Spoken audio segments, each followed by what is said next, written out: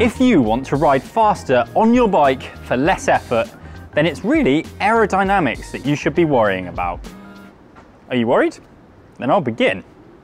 So, if you are one of those people, is it worth upgrading your current helmet to an Aero helmet? Well, today, with the help of some fancy new CDA measuring tech, we're going to find out just how much faster an Aero helmet could make you. These days, you'll be hard-pressed to find any pro cyclist not wearing an Aero helmet on any flat or rolling stages. They are, however, often heavier, less ventilated, and more expensive than standard helmets. So we wanted to know, is it worth copying the pros? As we know though, pesky marketing talk can't always be trusted. In today's test, we have the Van Riezel FCR Aero helmet going up against the second generation S-Works Prevail. Now there is a newer one, it has to be said, which does claim to be more aerodynamic than this one. But I've chosen this one because most people on my local group ride choose to ride in this helmet. And I want to know how many watts, if any, they're losing to one of the fastest helmets in the pro peloton right now. The problem with aerodynamics is that it's really hard to test.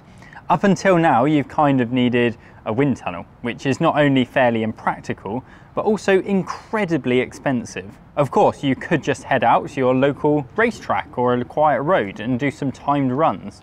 That's definitely a good option if you're making big changes to your bike or setup. But with helmets, the difference is realistically only going to be pretty small. A couple of watts one way or another. To see if all these vents are actually slowing me down, I've come to our top secret testing location just off the A4 in Reading, and Body Rocket have set me up with this rather interesting looking bike. It's the first real-time direct force drag measurement system which monitors and records both the horizontal and the vertical forces being applied to you, the rider, and isolating you from the bike. So what we have here is 4 sensors, which in essence is the Body Rocket system. So you have one under the TT handlebars, one under the saddle, one on either pedal, and then on either pedal as well you also have a state-of-the-art power meter as well. Included within the system as well, in order for us to generate that CDA value, is an airspeed sensor. So currently what you can see on this bike setup is the Aero sensor, which you can then use to understand how, tweaking your body position, water bottles, apparel is impacting you. So it will do my equipment as well, not just my position. Exactly. It is real-time feedback. So what it means is when you're out training or competing, you can actually have the Body Rocket system connected to a live Garmin device on a bike computer. So you can actually see your live CDA value. So if you know from a training session that holding this position, you should be between say 0.2 and 0.21, and you look down on the Garmin and potentially you're way off that, that could be potentially your positioning at the time. Yeah, so stop being lazy. So it allows you then in real time to start to adjust and work on your position to optimize that ride. A coach that you're working with can access that data, or alternatively, our own Aero AI expert, Brian, can also help you interpret that data as well.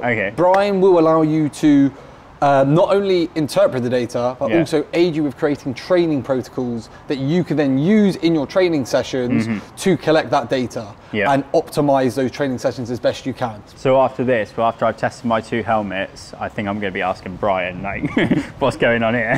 Brian's ready, 24 hours, 7 days a week. So that's the Body Rocket system. Okay then, so Jason, I've got 2 helmets here. One is definitely more on the ventilated side, and one is more on the Aero side. And with the Body Rocket system, I hear that I can see the differences that different equipment might make to my CDA. So do you think that the Body Rocket system will be able to tell the difference between these 2 helmets and tell me which one is faster? Well, it all depends on how good you are as a test subject. Because, so what we can do is we can look at your lap by lap variability. And if you are a good subject and you're holding your position well and the environmental conditions aren't too gusty, then we should be able to get a good resolution, and we would be able to see the difference between these helmets.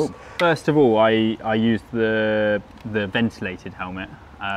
That was my first run, or Yeah. first 2 runs. Then I used the Aero helmet. But in general, are the results what we expected? Okay, well, should we just look at the headline results then, and then we can dig into it? Let's do that. Your warm-up, your CDA was at 0.258. You did the same run and you were in the road helmet, Yep. vented road helmet.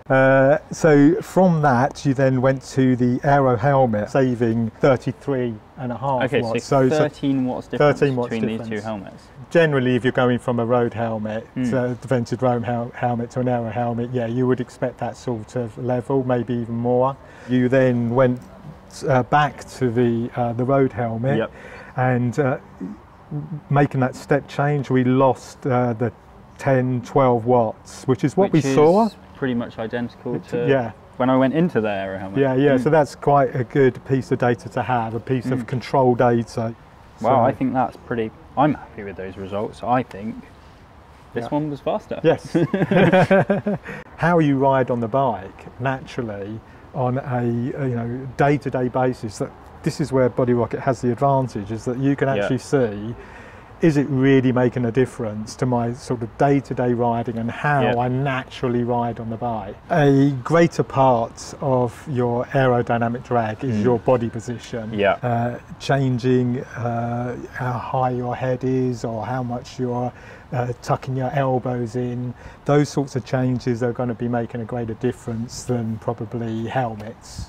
And certainly aero socks and the like. There are, of course, some other things to consider when weighing up a new helmet.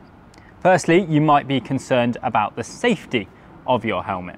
Well, I've spoken to quite a few brands and they were all quite clear that any road bike helmet has to meet exactly the same safety requirements. So you shouldn't have any problems there. Second, I've now reviewed quite a lot of the latest and greatest helmets, and in general, you'll find that the Aero helmets are quieter due to less wind noise.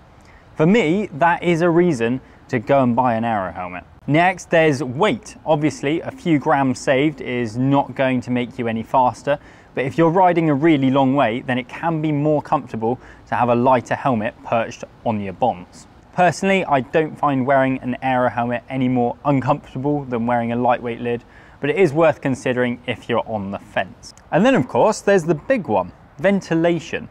More vents in a helmet generally means more airflow over your head, but it will impact your aerodynamics.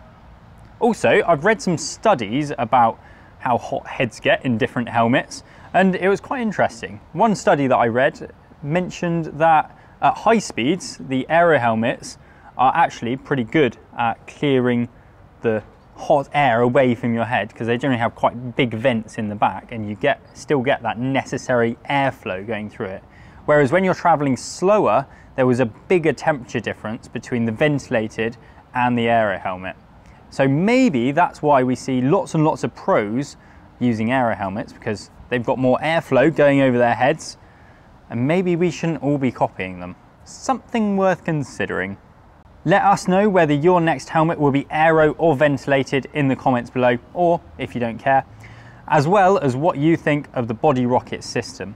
If you like this more techie look at the world of cycling, then let us know by giving this video a like, making sure you're subscribed to the channel for lots more bike tech, and we'll see you next time.